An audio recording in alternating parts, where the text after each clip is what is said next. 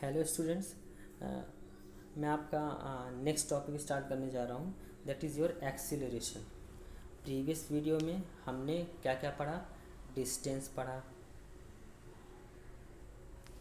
फिर डिस्प्लेसमेंट देखा, ठीक, फिर क्या देखा? स्पीड देखा, फिर वेलोसिटी पढ़ी, ठीक। स्पीड में कई टाइप पढ़े, इंस्टेंटेनियस स्पीड पढ़ी थी, एवरेज स्पीड। वेलोसिटी को मैंने पढ़ा था कांस्टेंट स्पीड, ठीक। तो ये चीज़ें मैं पहले के वीडियो में आपको बता चुका हूँ, ठीक।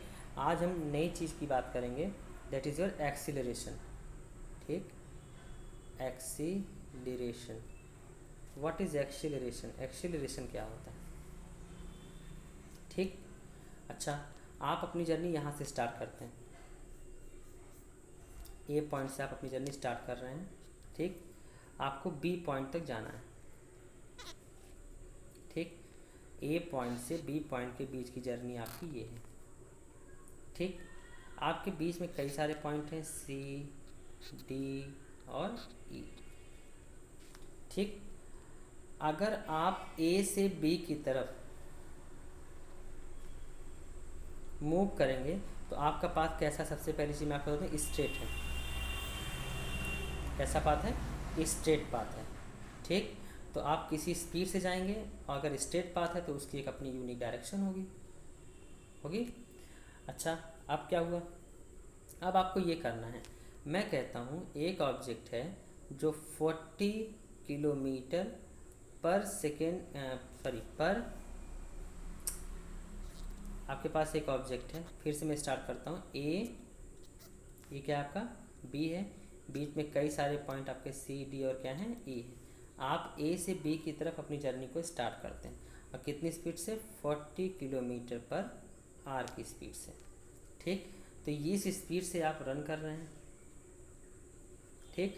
और आपकी अपनी एक यूनिक डायरेक्शन है ए टू बी। तो इस स्पीड को स्पीड ना कहकर हम क्या कहेंगे? वेलोसिटी कहेंगे, ठीक। तो मैं कहता हूँ आपसे, एक ऑब्जेक्ट है जो 40 किलोमीटर पर आर की वेलोसिटी से रन कर रहा है ए टू बी की तरफ, ठीक। इनिशियली वो अपनी जर्नी यहाँ से स्टार्ट करता है, जहाँ से वो स्टार्ट करता है उसको क्या कहते हैं? Initial point. पहले वीडियो मैंने आपको बताया था, ठीक। यहाँ पर इसकी वेलोसिटी पहले कितनी थी? 0। जब ये ऑब्जेक्ट सी पर पहुँचा तब तक इसकी वेलोसिटी कितनी थी? 40 किलोमीटर पर आवर, ठीक।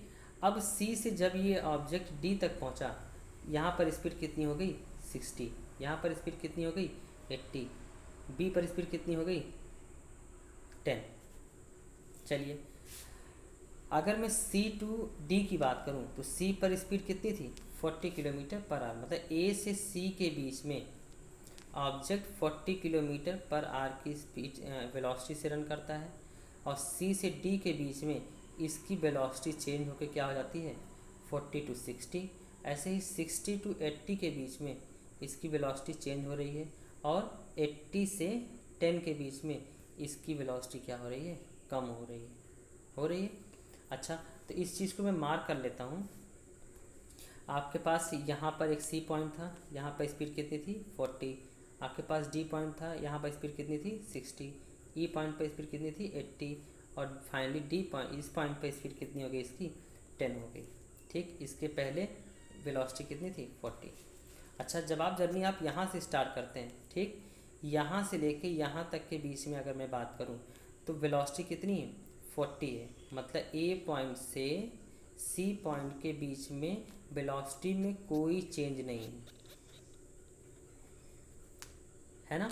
और जब 40 से 60 हुआ तो वेलोसिटी क्या हुई? इंक्रीज़ हो गई। 60 टू 80 हुआ, वेलोसिटी फिर से क्या हुई है? इंक्रीज़ हुई है। मगर यहाँ से 80 टू 10 के बीच में अगर मैं बात करूँ तो वेलोसिटी आपकी क्या हुई है? डिक्रीज़ हुई है, ठीक। ठीक, सी पॉइंट से डी पॉइंट के बीच की अगर मैं बात करूं तो सी पॉइंट से डी पॉइंट के बीच में वेलोसिटी क्या हो रही है? इंक्रीज़ कर रही है। तो मैं कहूँगा बॉडी एक्सीलरेट हो रही है। डी पॉइंट से ई पॉइंट के बीच में वेलोसिटी बढ़ रही है, तो मैं क्या कहूँगा? बॉडी एक्सीलरेट कर रही है। ई से एफ के बीच में वेलोसिटी क्या हो रही है? डिक्रीज़ हो रही है, तो मैं कहूँगा बॉडी रिटार्ड कर रही है। ठीक, अंतर समझ में आया। ए से सी के बीच में नो चेंज था। ठीक, तो बॉडी में कोई भी एक्सीलरेशन नहीं है, हम कहेंगे एक्सीलरेशन नहीं, बॉडी एक्सीलरेट नहीं हो रही है। सी से डी के बीच में वेलोसिटी इंक्रीज कर रही है, तो मैं कहूँगा बॉडी एक्सीलरेट हो रही है। डी से ई के बीच में बॉडी की वेलोसिटी इंक्रीज कर रही है, तो मैं कहूँगा बॉडी एक्सीलरेट कर रही है। मगर ई और एफ के बीच में बॉडी की वेलोसिटी में क्या हो रही है, कमी आ रही है, तो मैं कहूँगा बॉडी रिटार्ड हो रही है। क्या हो रही है, रिटार्ड हो रही है। ठीक है ना, तो ये चीज़ें याद रखनी है। अच्छा, अब यहाँ से कुछ कंक्लूजन निकालेंगे। चलिए देखते हैं। यहाँ पर आपका सी पॉइंट था, यहाँ पर आपका डी पॉइंट था। ठीक, वेलोसिटी सी से डी कितनी हुई थी, 40 to 60 हुई है। ठीक, तो बॉडी को सी से डी तक जाने में कुछ टाइम लगा होगा। ठीक ठीक, तो मैं कहूँगा कि सी से डी बॉडी एक्सीलरेट हुई है। अगर बॉडी एक्सीलरेट हुई है तो उसका एक्सीलरेशन कितना होगा, क्वेश्चन ये है। सी से डी वेलोसिटी इंक्रीज कर गई, जिस इंटरवल के बीच में, सी और डी के बीच में जिस इंटरवल के बीच में बॉडी की वेलोसिटी इंक्रीज करेगी, वहाँ पर हम कहेंगे बॉडी क्या है, एक्सीलरेट हो रही है। तो फिर मैं अगला क्वेश्चन पूछूंगा, तो बॉडी का एक्सीलरेशन कितना है। तो बॉडी का एक्सीलरेशन आप निकालने के लिए क्या करेंगे, A is equal to change in velocity, change in velocity, velocity में change upon change in time, change in time. ठीक, अच्छा अब आप बताइए एक्सीलरेशन को हमने किससे रिप्रेजेंट किया है, ए से। तो यहाँ पर अगर मैं ए की बात करूँ, ठीक, तो कितनी वेलोसिटी में चेंज हुई है, 60। चेंज कैसे निकालते हैं, final value minus initial value upon कितने टाइम में हुई है, टी टाइम में हुई है। ठीक, तो बॉडी का एक्सीलरेशन आप कैलकुलेट कर सकते हैं। टी टाइम आपको दिया जाएगा 20 सेकेंड, 30 सेकेंड, 50 सेकेंड, 1 आवर, कुछ भी हो सकता है। ठीक, सी से डी के बीच में टाइम कितना लगा, टी। अब बॉडी की वेलोसिटी चेंज कितनी हुई है, 20 तो चेंज हुई है। अगर मैं 60 माइनस 40 करूँ तो कितना आएगा, 20। ठीक, तो बॉडी का एक्सीलरेशन कितना हो जाएगा, 20 अपॉन टी। कर लेंगे इसे। ठीक, तो फाइनली अगर मैं इसके कंक्लूजन पर आऊँ तो है क्या चीज़, मैं कहता हूँ एक बॉडी ए पॉइंट पर है और ये ए पॉइंट से अपनी जर्नी को स्टार्ट करती है और बी पॉइंट तक जाती है। ठीक, at t is equal to 0, मतलब इनिशियल कंडीशन पे बॉडी ये जर्नी से स्टार्ट करती है। ठीक, at t is equal to 0 पर इसकी वेलोसिटी कितनी है, u, और at t is equal to t पर, मतलब कुछ टाइम के बाद बॉडी की स्पीड कितनी जाती है, वेलोसिटी कितनी हो जाती है, v। तो बॉडी का एक्सीलरेशन कैसा होगा, change in velocity, final velocity minus initial velocity कितनी है, u, अपॉन कितने टाइम में चेंज हुआ, t माइनस 0। तो यहाँ से एक्सीलरेशन कितना आएगा, v minus u upon T आएगा। ठीक, अगर किसी बॉडी का एक्सीलरेशन निकालना है तो आप इस फार्मूले का इस्तेमाल कर सकते हैं, a is equal to v minus u upon t से कर सकते हैं। ठीक है, अच्छा दूसरी चीज़ बात करते हैं इसके डेफिनेशन की। तो होता क्या है, मैंने आपको एक्सीलरेशन बताया, एक्सीलरेशन क्या है, चेंज इन वेलोसिटी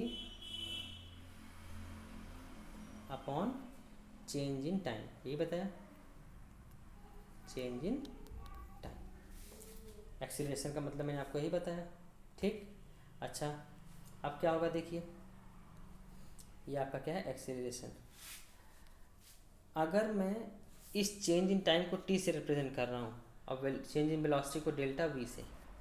ठीक, डेल्टा वी डरिएगा नहीं, डेल्टा वी क्या है, चेंज इन वेलोसिटी, जो भी हमने निकाला v माइनस यू है। मैं कहता हूँ at t is equal to 1 unit, मतलब एक यूनिट टाइम में एक्सीलरेशन कितना हो जाएगा, तो a is equal to delta we upon क्या करेंगे 1। तो यहाँ से एक्सीलरेशन की वैल्यू कितनी आएगी, a is equal to delta v. ठीक, तो अब कोई पूछते हैं एक्सीलरेशन की डेफिनेशन क्या होगी, तो आप बताएंगे in a unit time change in velocity is called acceleration.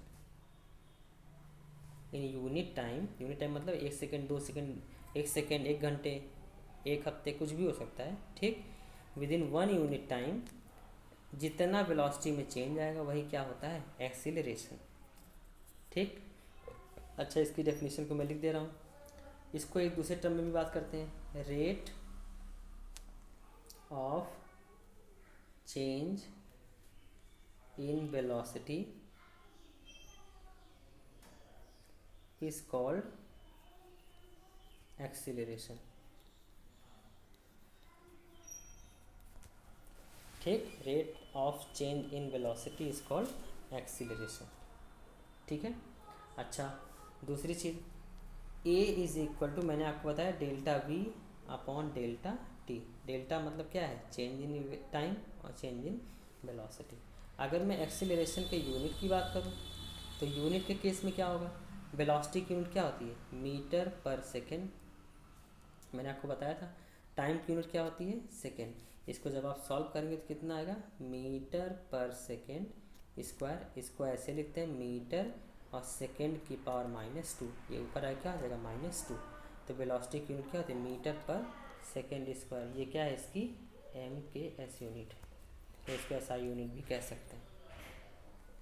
ठीक, तो ये तो ओवरऑल आपका एक्सीलरेशन के रिस्पेक्ट में था।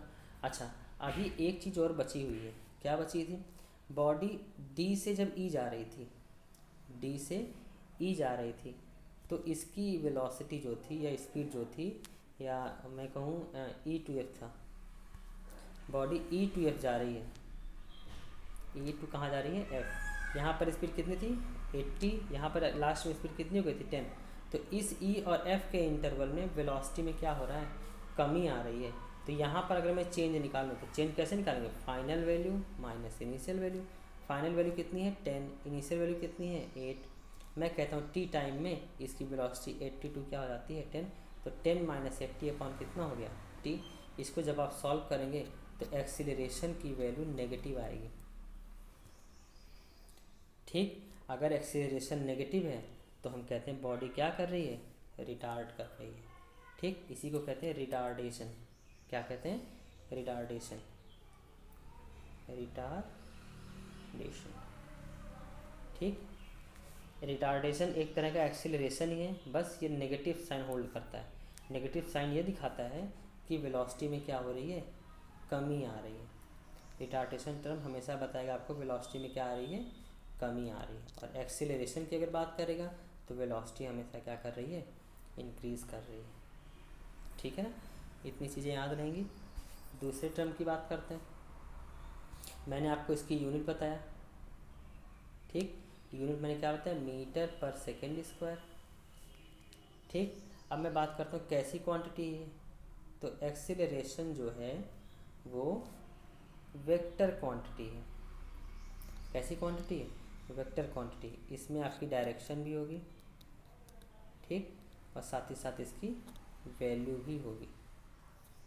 ठीक, तो एक्सीलरेशन कैसी क्वांटिटी है, वेक्टर क्वांटिटी। ठीक है। दूसरी चीज़, आपने बाइक में सुना होगा एक्सीलरेटर। एक्सीलरेटर क्या करता है, बॉडी को क्या करता है, एक्सीलरेट करता है और साथ ही साथ रिटार्ड भी करता है। अगर आप एक्सीलरेटर लेंगे तो स्पीड बढ़ेगी, ठीक, और अगर आप एक्सीलरेटर कम करेंगे तो स्पीड घटेगी। यही होता था ना। तो एक्सीलरेटर का काम मेनली क्या है, वेलोसिटी को बढ़ाना या फिर वेलोसिटी को घटा देना। ठीक, एक्सीलरेटर का काम यही है कि वो बॉडी को या तो फिर एक्सीलरेट करेगी या फिर रिटार्ड करेगी। ठीक है, इतनी चीज़ें आप याद रखिएगा। आज हमने एक्सीलरेशन के बारे में डिस्कस किया है। ठीक, इस वीडियो को बहुत ध्यान से देखने की ज़रूरत है। ठीक है, thank you so much, have a good day.